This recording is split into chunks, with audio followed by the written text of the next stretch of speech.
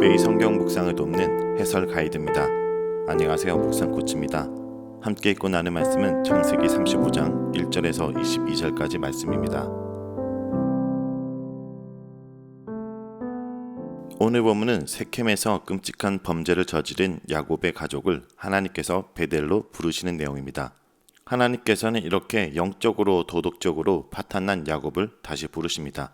1절에서 4절입니다. 하나님이 야곱에게 이르시되 일어나 베델로 올라가서 거기에 거주하며 내가 내 형 에서의 낯을 피하여 도망하던 때에 내게 나타났던 하나님께 거기서 제단을 쌓으라 하신지라. 야곱이 이에 자기 집과 사람과 자기와 함께한 모든 자에게 이르되 너희 중에 있는 이방 신상들을 버리고 자신을 정결하게 하고 너희들의 의복을 바꾸어 입어라. 우리가 일어나 베델로 올라가자. 내 환난 날에 내가 응답하시며 내가 가는 길에서 나와 함께 하신 하나님께 내가 거기서 제단을 쌓으려 하노라 하매 그들이 자기 손에 있는 모든 이방 신상들과 자기 귀에 있는 귀고리들을 야곱에게 주는지라. 야곱이 그것들을 세켐 근처 상수리 나무 아래 묻고 하나님은 야곱에게 베델로 올라가 하나님께 제단을 쌓으라고 명령하십니다. 하지만 여기서 하나님은 자신을 내가 내 형 에서를 피하여 도망하였던 때 내게 나타났던 하나님이라고 표현하십니다. 이것을 보면 에서와의 문제가 해결된 뒤 부유하고 평안해진 야곱은 자신을 지켜주시고 복을 주신 여호와를 잊어버리고 이기적이고 욕심 많은 옛 야곱의 모습으로 돌아간 것 같습니다. 베델은 예전의 신앙을 회복하기 위한 가장 의미 있는 곳입니다. 하나님께서 부르시자 야곱은 가족들과 및 자신과 함께한 사람들에게 이방신을 제하라고 명하십니다. 이것을 보면 야곱의 가정이 하나님 외에도 다른 이방신들을 섬기고 있었음을 알 수 있습니다. 또 정결하게 하고 의복을 바꿔 입어라 라고도 말합니다. 하나님께 나아갈 때는 세켐에서 행한 죄와 피로 얼룩진 옷을 벗어버리고 새로 갈아입고서 정결한 모습으로 나가야 합니다. 이것이 바로 회개입니다. 야곱은 하나님의 부르심을 입은 그때 비로소 과거 자신이 환난 가운데 있을 때 함께 하시며 도와주셨던 하나님을 기억하고 만나려고 한 것입니다. 4절에서 야곱의 가족들은 이방 신상과 금 귀고리를 야곱에게 주었고 야곱은 세켐 상수리 나무 아래 묻었습니다.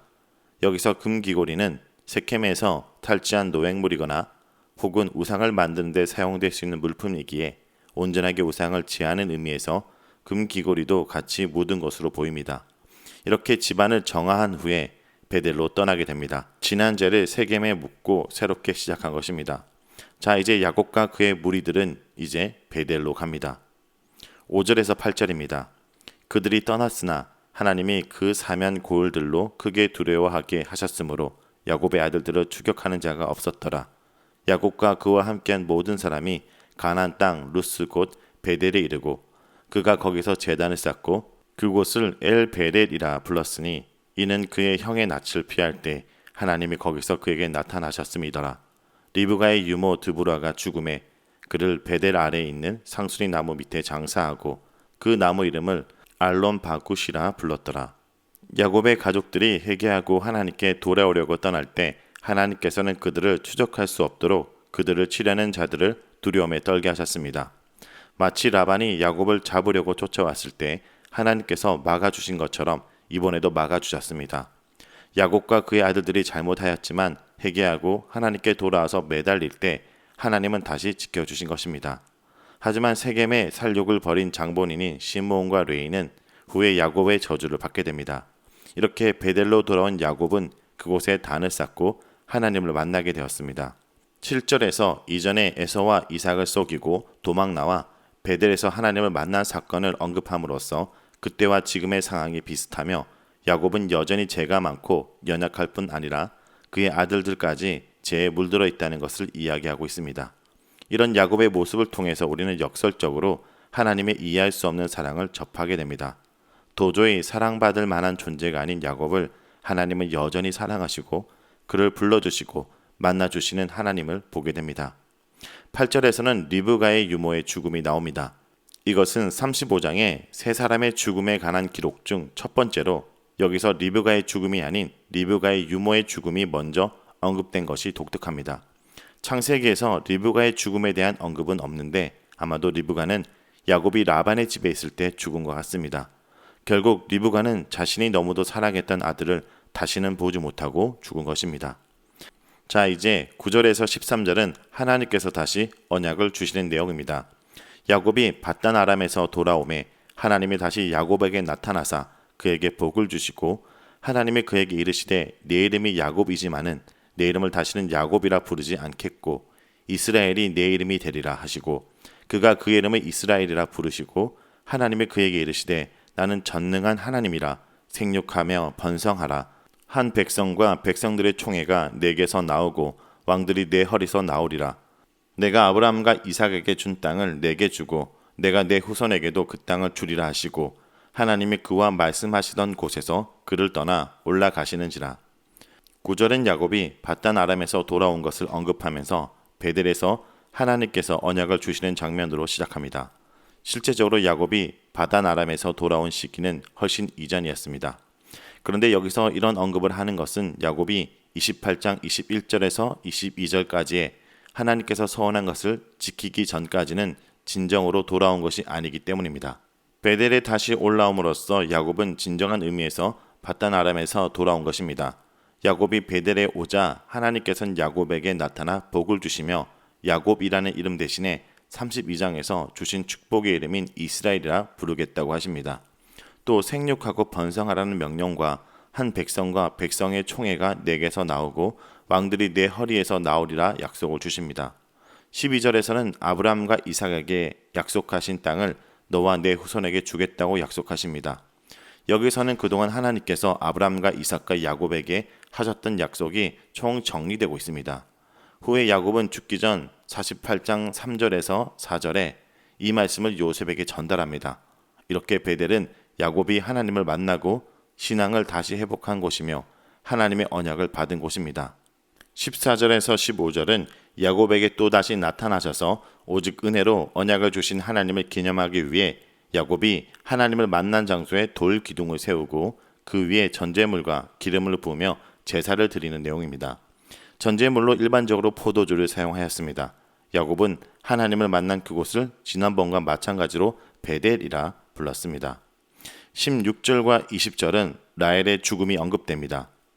그들이 베델에서 길을 떠나 에브라스에 이르기까지 얼마간 거리를 둔 곳에서 라헬이 해산하게 되어 심히 고생하여 그가 난산할 즈음에 산파가 그에게 이르되 두려워하지 말라.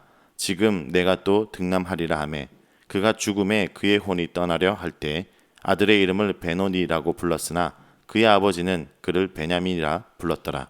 라헬이 죽음에 에브락과 곧 베들레헴 길에 장사되었고 야곱이 라헬의 묘에 비를 세웠더니 지금까지 라헬의 묘비라 일컫더라. 라헬의 죽음으로 35장에는 두 번째 죽음이 언급됩니다. 라헬의 두 번째 임신에 관한 언급 없이 바로 해산에 관해서 말하고 있습니다. 라헬은 베델을 떠나 에브랄에서 2시간 정도 떨어진 곳에서 아이를 낳게 되었습니다. 아마도 여행을 하는 도중에 예정보다 갑자기 진통이 왔고 난산이 된 것 같습니다. 이렇게 난산으로 고생하는 라헬에게 산파는 힘을 내라고 하면서 이번에도 아들이라고 위로합니다. 이것은 라헬이 하나님께 아들을 더 달라고 요청하며 요셉의 이름을 지은 것이 성취된 것입니다. 하지만 이 아들은 그녀에게 더 이상 기쁨이 되지 못하였습니다. 그녀는 아들을 낳다 죽게 되었고 죽음을 맞이하여 마지막 숨을 쉬면서 그 아들의 이름을 벤오니 즉 슬픔의 아들이라고 불렀습니다. 그녀는 더 많은 아들을 얻어 더 많은 남편의 사랑을 받고 행복하게 살고 싶었지만 소망을 이루지 못하고 죽음을 맞이하게 되었습니다. 그 감정을 반영하여 슬픔 혹은 탄식의 아들이라고 부른 것입니다. 하지만 야곱은 그의 막내 아들의 이름을 베냐민이라고 바꾸어 주었습니다. 베냐민은 오른손의 아들이란 뜻으로 오른손은 힘과 능력을 상징합니다. 그는 자신이 사랑하는 아내가 마지막으로 남긴 아들에게 매우 좋은 이름을 지어준 것입니다. 야곱의 12아들 중에 베냐민만 야곱이 그의 이름을 지어주었습니다. 라헬은 헤브론의 막벨라 굴에 묻히지 못하고 베들레헴 길에 장사되었고 야곱은 그녀를 위해 묘비를 세웠습니다. 이렇게 야곱은 끝까지 자신이 사랑했던 아내의 이름이 길이 기억되게 하였습니다. 하지만 창세기 49장 31절에 따르면 가족 묘지인 헤블론의 막벨라 굴에는 레아가 묻혔습니다. 이것은 레아가 비록 야곱의 사랑을 받지 못하였지만 사라와 리브가를 이은 아브라함의 가문의 여주인이었다는 것을 나타내고 있습니다. 21절과 22절은 라헬이 죽은 후 르우벤이 라헬의 여종이었으며 야곱의 첩인 비라와 통관하는 내용입니다. 이스라엘이 다시 길을 떠나 에델 망대를 지나 장막을 쳤더라. 이스라엘이 그 땅에 거주할 때 르우벤이 가서 그의 아버지의 첩 비라와 동침하매 이스라엘이 이를 들었더라. 야곱의 아들은 12이라. 라헬이 죽었기 때문에 비라는 보호해줄 주인을 잃은 상태에서 르우벤이 비라를 범한 것입니다. 일단 이런 근친 행위는 레위기 18장 8절에서 금지하고 있는 범죄이며 이것은 단순히 성적 욕망에 의한 범죄가 아니라 아버지의 자리를 노리는 행위입니다. 하지만 여기서 이 일을 들은 야곱은 이에 대해 어떤 말도 하지 않고 침묵합니다. 또다시 가족의 지도자로서 자식들을 가르쳐야 될 순간에 아무런 징계나 조치를 취하지 않습니다. 대신에 야곱이 죽기 직전 창세기 49장 3절에서 그의 유언은 이를 언급하면서 르우벤에 대해 부정적인 유언을 하게 됩니다. 자, 여기까지가 창세기 35장 1절에서 22절까지 내용입니다. 오늘 말씀을 통해 우리는 무엇을 묵상하고 적용해야 할까요? 첫째, 우리를 다시 찾아주신 하나님을 바라보게 됩니다. 야곱은 다급하고 막다른 골목에 처해 있었습니다. 형 에서를 피해 도망하던 때나 지금 세겜의 위험에 피해 도망해야 되는 상황이 다르지 않았습니다. 하나님은 이렇게 다시 밑바닥까지 내려간 야곱에게 찾아와 주십니다. 하나님은 소유와 삶의 조건을 안전의 기반으로 삼는 삶의 허상을 일깨우시고 눈을 들어 베델을 보게 하십니다. 야곱이 구하기도 전에 하나님이 먼저 불러내시고 베델로 올라가게 하십니다. 영적 저지대를 떠나 하나님께 바치는 베델의 고지대로 올라가라고 말하십니다. 하나님을 처음 만난 곳, 하나님께 제단을 쌓기로 약속한 곳으로 부르십니다. 지금 야곱이 쌓아야 될 것은 재물이나 명성이 아니라 하나님을 예배하는 제단이었습니다. 여러분, 우리는 오늘 무엇을 쌓고 있습니까? 둘째, 다시 찾아가는 야곱을 보게 됩니다. 야곱은 베델로 올라갑니다. 하나님은 누구도 야곱을 추적하지 못하게 하십니다. 야곱은 모든 것을 버리고 베델로 나아갑니다. 무엇보다 베델로 가기 전 우상을 버리고 가나안 문화와 단절합니다. 세겜에서 은연중에 섬긴 우상과 폭력적인 삶을 버리고 내면을 정결케 하고 새 옷을 입은 것입니다. 여러분, 내가 버려야 될 내 안의 우상, 내 삶의 우상은 무엇인지 돌아보기 원합니다. 셋째, 다시 은혜의 자리로 나아가야 합니다. 리브가의 유모 드보라가 죽은 지 채 얼마 지나지 않았을 때 이번에는 야곱이 그토록 사랑했던 라헬이 아들을 낳던 중에 죽어 장사되게 됩니다. 야곱이 라헬을 베들레헴 길에 묻고 묘에 비를 세웁니다. 베들레헴은 라헬의 죽음과 야곱의 통곡이 기억나게 하는 동네가 됩니다. 성경을 보면 오랜 시간 후에 베들레헴은 또다시 헤롯 왕의 유아 학살로 인해 죽음이 덮이고 통곡으로 덮이는 곳입니다. 마태복음 2장 18절에서는 라마에서 슬퍼하며 크게 통곡하는 소리가 들리니 라헬이 그 자식을 위하여 애곡하는 것이라고 언급합니다. 자, 그런데 그 베들레헴의 슬픔이 예수 그리스도의 오심으로 기쁨으로 바뀝니다. 통곡이 찬송으로 변합니다. 죽음이 생명이 됩니다. 사랑하는 여러분, 하나님 나라 이야기는 세겜에서 끝나지 않고 야곱에서 끝나지 않으며 통곡으로 끝나지 않습니다. 그러니 우리를 다시 베델로 부르시고 이스라엘이라 부르시며 베들레헴의 축복을 주시는 주님 앞에 나아갑시다. 복음은 다시 은혜입니다. 성도 여러분, 한국 사회와 현재 교회는 코로나 바이러스로 어려운 가운데 있습니다. 많은 분들이 바이러스의 전파에 대해 두려운 가운데 있고 확진자분들은 바이러스로 인해 육신적인 고통과 함께 사회적인 격리된 정신적 고통의 시간을 보내고 있습니다. 이러한 시간들이 장기화되면서 경제적 어려움도 겪고 있습니다. 무엇보다 교회로 함께 모여 예배를 드릴 수 없는 상황 가운데 영적 침체도 올까봐 염려가 됩니다.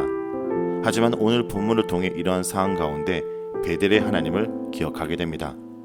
하나님께서 이러한 시간을 통해 이 사회를 새롭게 하실 것을 기대합니다. 모두에게 갈급함을 주셔서 예배의 자세를 잊지 않게 하시며 어떤 자리에서든 예배하게 하실 것입니다. 오늘 하루 우리가 있는 그 자리가 다시 회복하는 베델의 장소가 되길 간절히 기도합니다.